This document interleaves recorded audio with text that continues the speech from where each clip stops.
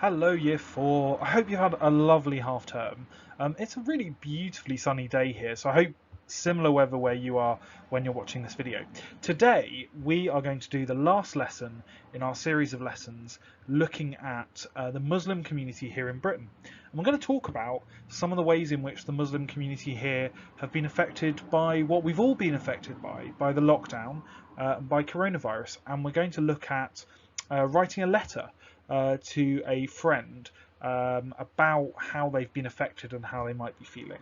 So before we do that, I've just been looking through some of the amazing work that's been sent through, putting bits of it together. Next lesson, we are going to look at some of your incredible work.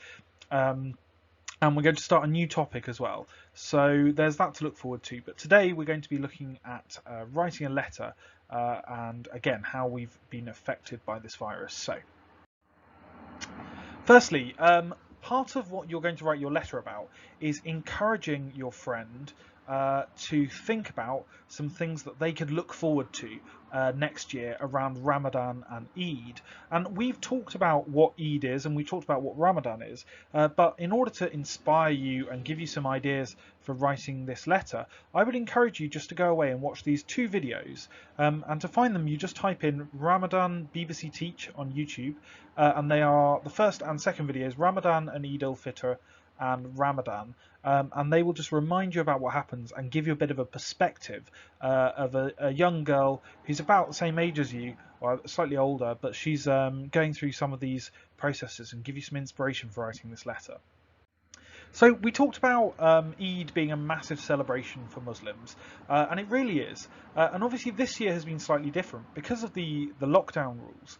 Muslims haven't been able to meet up with their friends and family. They haven't even been able to go to the mosque to worship in the UK. And so you can imagine if Eid is going to be such a big part of your year, something you look forward to, if you think about the pictures that we looked at of the Eid festival that we have at school, or the Eid festival that takes place in Birmingham, the mosques packed out with people, people eating all these delicious foods and having big feasts, the grand iftar that we looked at in Bristol, all of this has had to be put by the wayside. All of this has had to be replaced by something different. And you can see this is an article from The Guardian, and it says Eid celebrations to go virtual as UK Muslims urged to stay home.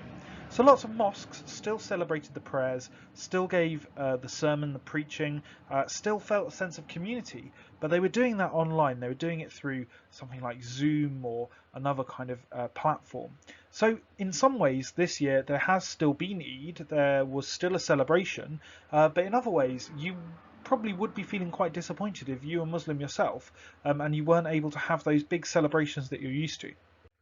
And this is in Birmingham. If you remember a couple of lessons ago, we looked at this huge, this amazing photo with hundreds of people, thousands of people praying in a park in Birmingham called Small Heath Park. And again, unfortunately, that has had to be cancelled.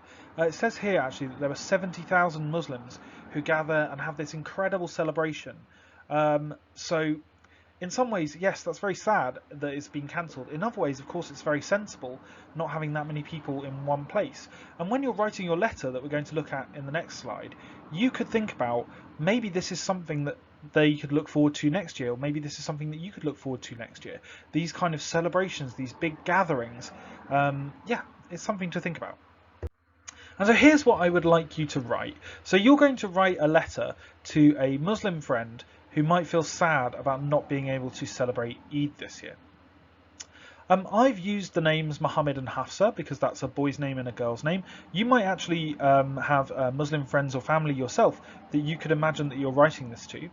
And I've given you some sentence starters here. So I'll read through these and it should give you an idea of the spirit of the letter, of what you're going to say in the letter to your Muslim friend. So, dear Mohammed or Hafsa, I'm sorry to hear that you were not able to celebrate Eid with all of your friends and family because, and then you can say why that hasn't happened this year.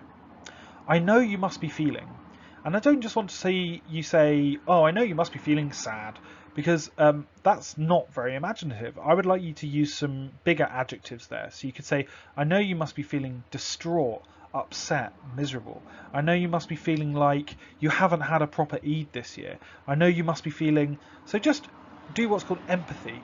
Imagine, put yourself in that situation. Imagine that you are this person that you're writing to. Imagine that you have not had the best Eid this year.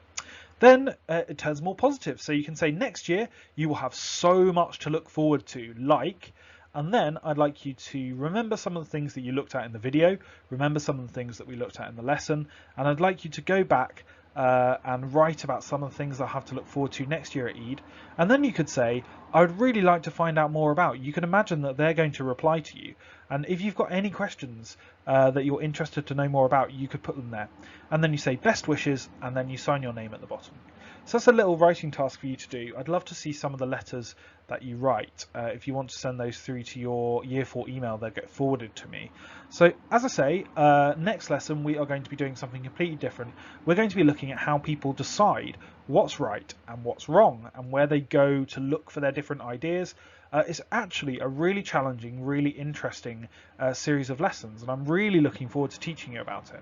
And also at the start of next lesson, I'm going to be looking at some of the amazing work that you've done over the last half term, and I will be showing some of those pieces of work in the slideshow. So hopefully you have a great weekend. I will see you next week, and I would love to see some of these letters. See you later, Year 4. Bye bye.